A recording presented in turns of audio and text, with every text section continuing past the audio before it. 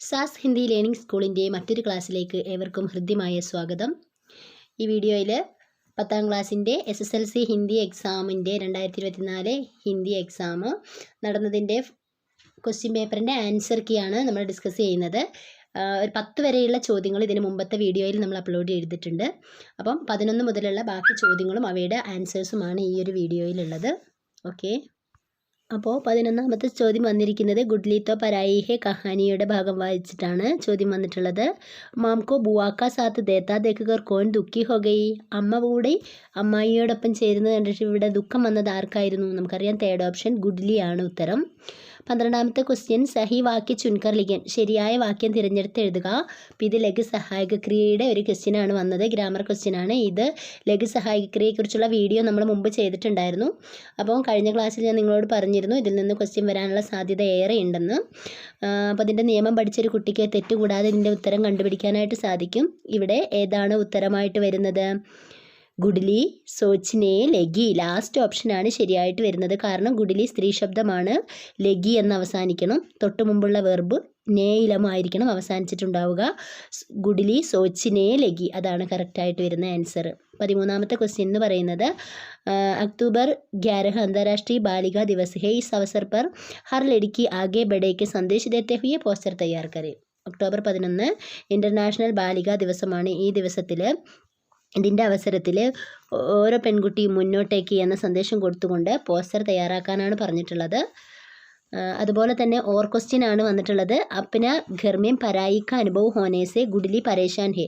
തൻ്റെ വീട്ടിൽ താനൊരു അന്യയാണെന്നുള്ള അനുഭവം അവളെ വല്ലാതെ ബുദ്ധിമുട്ടിലാക്കുന്നു. വീട്ടിലെ അനുഭവങ്ങൾ പറഞ്ഞുകൊണ്ട് അവൾ അവളുടെ സഹേലി കൂട്ടുകാരിക്ക് ഒരു ലെറ്റർ എഴുതുന്നു. ഇത് രണ്ടാണ് ഇവിടെ കൊടുത്തിട്ടുള്ളത്. ആദ്യം നമുക്ക് പോസ്റ്റർ നോക്കാം.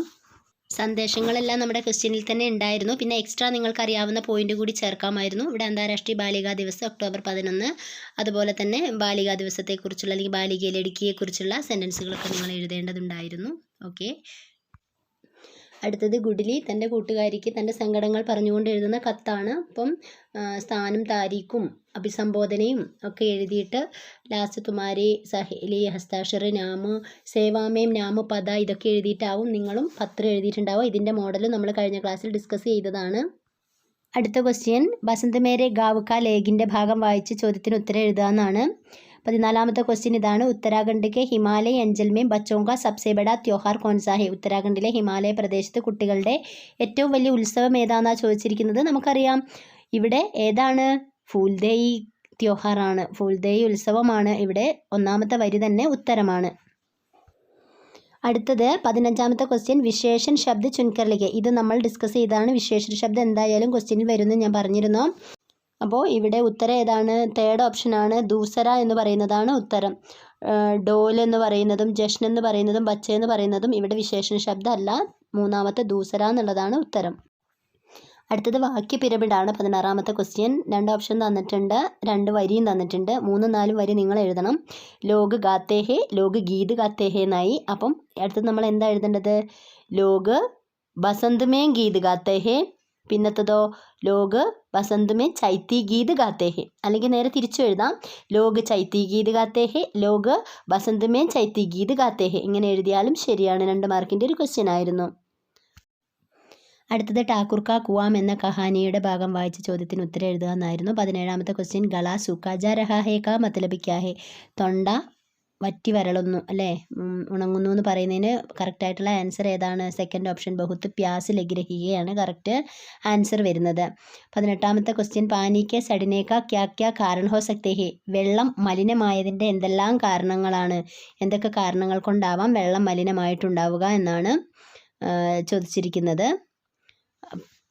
कुएं में किसी जानवर की लाश पड़कर जल सड़ गया होगा. कोई पेड़ पौधे के पत्ते गिरकर पानी सड़ गया होगा. എന്തെല്ലാം കാര്യങ്ങൾ എന്നാണ് ചോദിച്ചിരിക്കുന്നത് അല്ലേ. അപ്പോൾ ഒരുപക്ഷെ മൃഗങ്ങൾ കിണറിൽ വീണ് ചത്തതാവാം, അല്ലെങ്കിൽ ചെടികളുടെയും ഇലകളുടെയും ഒക്കെ ചെടികളുടെയും മരങ്ങളുടെയും ഒക്കെ ഇലകളൊക്കെ വീണ് വെള്ളം മലിനമായതാവാം. 19ാമത്തെ ക്വസ്റ്റ്യനിൽ കഹാനി കെ ഈസ് പ്രസംഗ് മേം ജോക്കു और ഗംഗി കെ ബീച്ച് की संभावित बातचीत लिखे. ഈ സന്ദർഭത്തെ അടിസ്ഥാനമാക്കി ജോക്കുവിൻ്റെയും ഗംഗയുടെയും കോൺവെർസേഷൻ തയ്യാറാക്കുക. അഥവാ അല്ലെങ്കിലോ സങ്കേതോं की सहायता से ഗംഗയ്ക്ക് ചരിത്ര पर टिप्पणी लिखे. അല്ലെങ്കിൽ ഗംഗയുടെ സ്വഭാവ സവിശേഷതയെക്കുറിച്ച് കുറിപ്പ് എഴുതുക. അപ്പം അവളെക്കുറിച്ചുള്ള സൂചനകളൊക്കെ അവിടെ തന്നിട്ടുണ്ട്. ഒന്നെങ്കിൽ നിങ്ങൾക്ക് ബാത്ചീത്ത് എഴുതാം, അല്ലെങ്കിൽ അവരുടെ ടിപ്പണി എഴുതാം. അപ്പോൾ നോക്കാം നമുക്ക് രണ്ടിൻ്റെയും ആൻസർ.